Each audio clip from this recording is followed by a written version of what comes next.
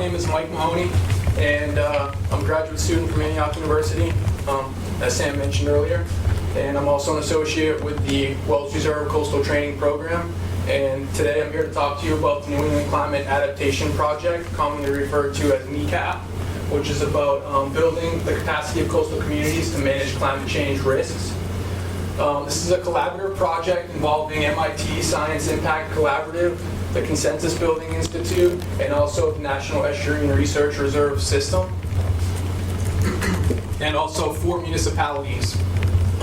This project is funded by the Near Science Collaborative, which is a NOAA-supported program based out of the University of New Hampshire. The Science Impact Collaborative has been working for the past 5 years with cities across the Northeast, cities and towns. Specifically, they've been working with partner municipalities, which are Barnstable, Mass., Cranston, Rhode Island, Dover, New Hampshire, and Wells, Maine. So, to the purpose of here, I'm going to talk specifically mainly about Wells, Maine, since that's where I'm most familiar with, and also is most closely related to our geographic area. So we've developed a series of games and role-play situations to help officials and community leaders with adaptation planning in the community. So I can go ahead and safely assume that everybody in this room feels that climate change poses some serious risks to New England and Maine, specifically along the coast, with such issues as sea level rise that we've talked about, increasing temperatures, number of hot days throughout the year, and also more severe storms and a host of related public health events. The scenario that I have posted up on the right is just a cartoon that's depicting how Maine's climate is changing currently. The red is a higher emission scenario, and the yellow is a lower emission scenario. And what it's showing is that our temperatures, can increase from 4.5 to 8.8 degrees throughout this time period between the two scenarios. And if you notice, by the time frame 27 to 2090, Maine's climate could resemble Virginia, Maryland, Eastern Pennsylvania if we stay on track for that scenario. While many local decision makers and officials have recognized that climate change poses some things that need to be dealt with, particularly after the events following Sandy, still little is being done as far as adaptation planning and taking the necessary steps in moving forward with dealing with climate change issues in a timely fashion. So the purpose of this project that I'm talking about is how can we move forward with this adaptation planning? How about a game? So climate change adaptation role-play simulations are an experiential learning exercise that can be used to, one, get the public and decision makers thinking about climate change risks and the need for integrating adaptation into everyday planning. It allows to introduce consensus building as a decision-making tool approach within a community. It allows for scenario planning as a decision-making support tool, and it also is for ways of moving forward with adaptation and risk management despite the uncertainty of exactly when things are going to happen. So the simulation is based on 2 assessments. One is the risk assessment, which is just local climate change projections produced by partners at the University of New Hampshire about as far as when things are going to happen, such as increased sea level rise and things of that nature. The other assessment is a stakeholder assessment, and that's dealing with a wide range of interviews of various stakeholders, from people that work in the community, city planners, to people that also are just concerned residents within the community. As you notice, the game is based on a town a lot like Wells. So it's not, we don't call it Wells. The purpose behind that is it allows people to come into a situation and talk about high-stake options for climate adaptation, but in a safe environment without feeling like they're in it.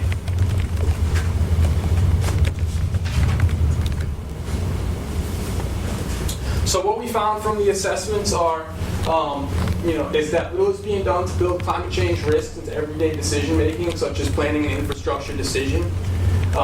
Identified problems and barriers include lack of agreement among the public about whether climate change is an issue worth investing significant funding and energy. So, some people feel that we should invest a lot of money into dealing with climate change issues, while some people feel that they should go ahead and invest their town's money into dealing with other issues that they can see directly right in front of them right now. Also, a lack of agreement about what, if anything, can and should be done to address climate change risk. So you have the people that feel very strongly about it, and you have the naysayers that say, hey, this is, climate's changing, climate's always been changing, and, we can't do anything about it.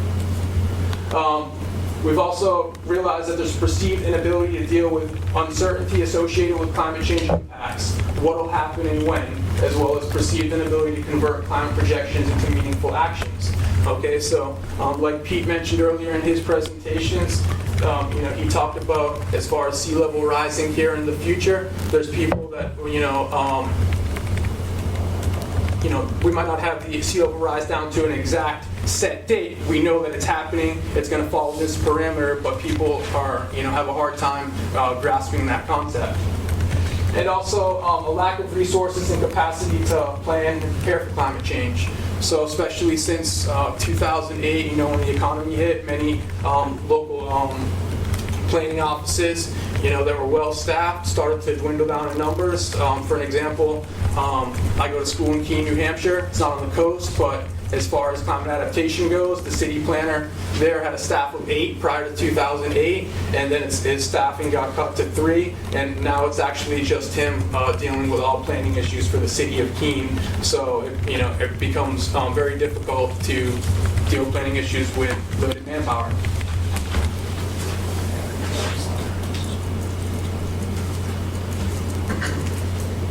So this is the Lawton, which is, like I said, this is the name of the town that we're using for the Wells scenario. So we're not calling it Wells, we're calling it Lawton, and they're dealing with a host of issues there, such as sea level rising, increased storms, adaptation planning issues such as making structures elevated to allow for floodwaters to be able to pass through, and then also issues of dealing with do people in the community want to deal with using seawalls as an option, or natural vegetation such as sand dunes, and then also facing other contentious issues such as retreating from the area.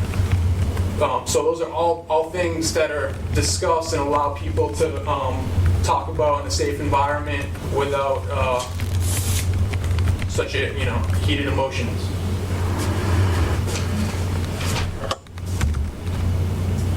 So the climate game, it's a model how communities can work together to consider local risks associated with climate change. It allows for the testing of role-play simulations as a public education and engagement strategy tool. Furthermore, we'll be running a series of workshops in Wells and 3 other partner towns that I mentioned earlier over the next 4 months. We expect to try to gather between 100 to 200 participants per town throughout this study, and we're going to be collecting data via before and after questionnaires administered at the workshops, where we can get a baseline scenario of what the general audience's feelings, attitudes, and also just their general knowledge base about climate change related issues. And then we're going to go ahead and follow up with in-depth interviews with a subset of participants. They'll be chosen for interview questions about after they've played the game and see if any change has occurred.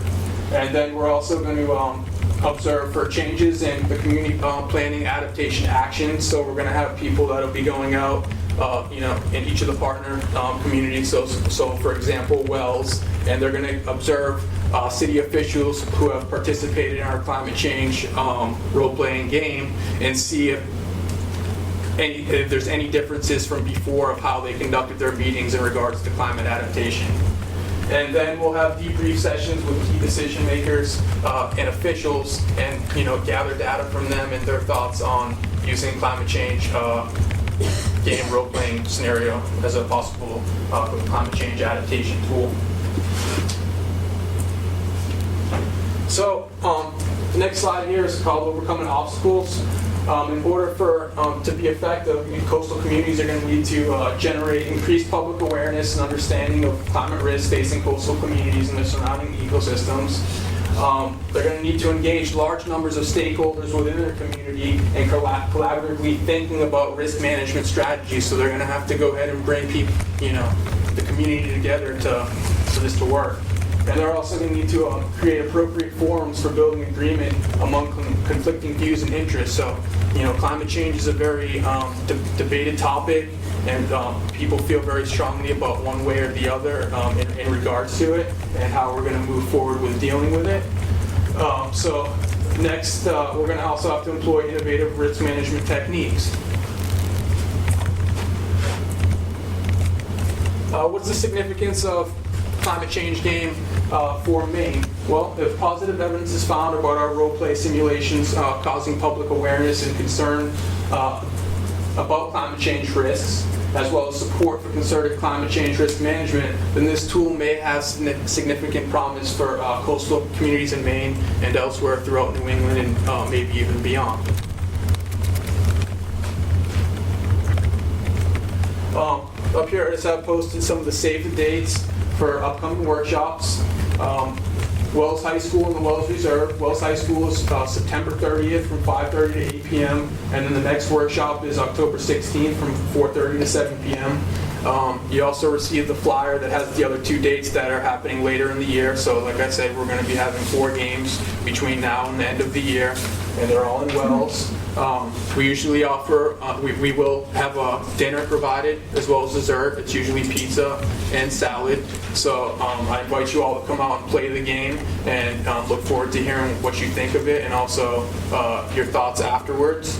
And also, tell your friends, family, bring whoever you want. You don't have to be a citizen of Wells to play the game. So, we look forward to all of you hopefully participating here in the near future with Wells. Questions for Mike? Yes. Oh. Yes, sir. Could you give me an example of what one of your hypothetical local climate-related problems would be that you would expect to be solved in an hour?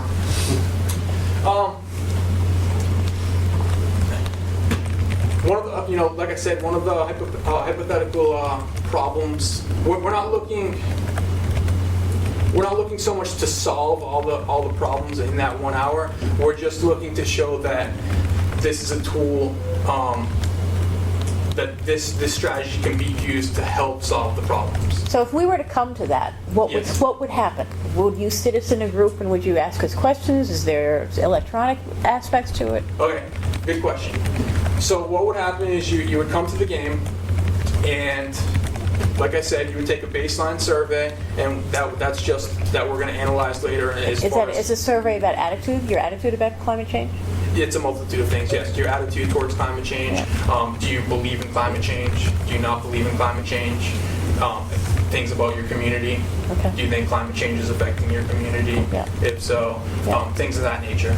And then from there, what happens is we split you up into 7 groups. We give you a packet. We split you up to groups of 7, and then there's various roles that get filled, such as the city planner, concerned resident. Those are just a couple. Yep. And then you get seated in a room with a mediator, and then the mediator proposes you with different scenarios. You're in a specific role, so if you're the city planner, you're going to have certain issues that you must stick to. Yep. The concerned resident is going to have things that they're concerned with and things that they have to stick to, and also they're going to have choices of 1, 2, 3 in priority, and as it gets down the list, issues that they can't bend on. Okay. And so the point of it is to actually come to an agreement in dealing with these issues that everybody can live with. And some of the things, just to add, so some of the scenarios, is a sea level rise, and like I mentioned, seawall versus natural vegetation. retreating, selling your home versus, doing nothing. So those are some of the issues. Does that explain Yes. both of your questions a little bit better? One more question for Mike before we go? Then others will be after it. I'll defer to the more wiser one down the front. I was just gonna say, I participated in one of the early role play scenarios, and we actually came up with like for instance, our group, we were posed with the town. We came up with several different solutions for different sections of the town based on people's recommendations. But my question, Mike, was, in the literature or the supporting research behind role-playing games, is it, for instance, when I was playing, I was given the role of EMA director, which fits too well with my own personal views about climate change and what towns should be doing about that. Yes. Has it been shown that it's been more effective for somebody to wear a similar hat to what the role they actually play in life? Or is it better for the marine geologist to put on the coastal property owners believe in climate change hat and try to fill in those shoes so that you can kind of meet in a middle ground based on a better understanding of what other parties think? I mean, how does that relate to that? That's a great question, and to be honest with you, that's one that I'm going to have to look further into to see if that's something that they considered. But as far as I know, from my understanding of being involved with the game over this past summer, basically they just entrust each person to really throw all their notions of, their opinions out of, put them to the side and just really focus on the exact role of and directions that have been appointed on the paper. So that's something, Pete, that I will look into. Does anybody happen to know from the gaming literature? If you don't mind, I'd like to make a comment. Yes, thank you. Because I've been doing this kind of thing for about 30 years, and actually I played the second test of this game 3 years ago, which is a concoction of Larry Susskind, the leader in this whole area, and the folks at the Consensus Building Institute. So, I think it's pretty well known in the dispute resolution, collaborative planning, consensus field, that if you walk in somebody else's moccasins in these kinds of games and exercises, it's really helpful to learn about, not everybody thinks like you. If you happen to be in your own moccasins like you were, well, that's okay. I never worry about it. It turns out there isn't a lot of research per se on it, except that there's a lot of experience with the value of people getting into other frames of understanding. So when you put this into a town or some other setting, community, organization, what happens is that people come to solving problems with position. This is what we got to do.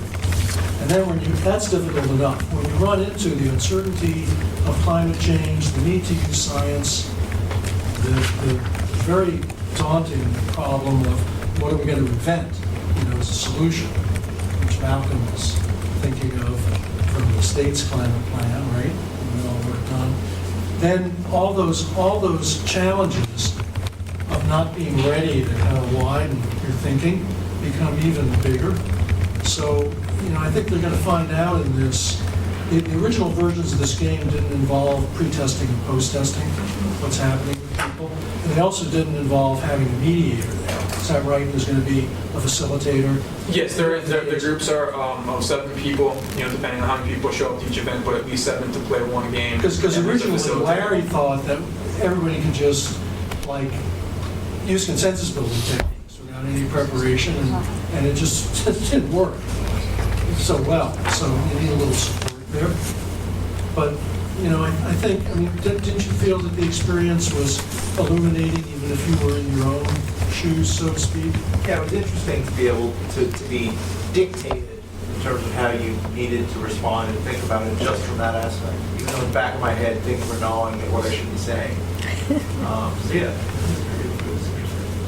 I was assigned to be a grumpy selectman who was against it. Well, thank you very much, Mike. Typecasting. How about a big round of applause for all our speakers?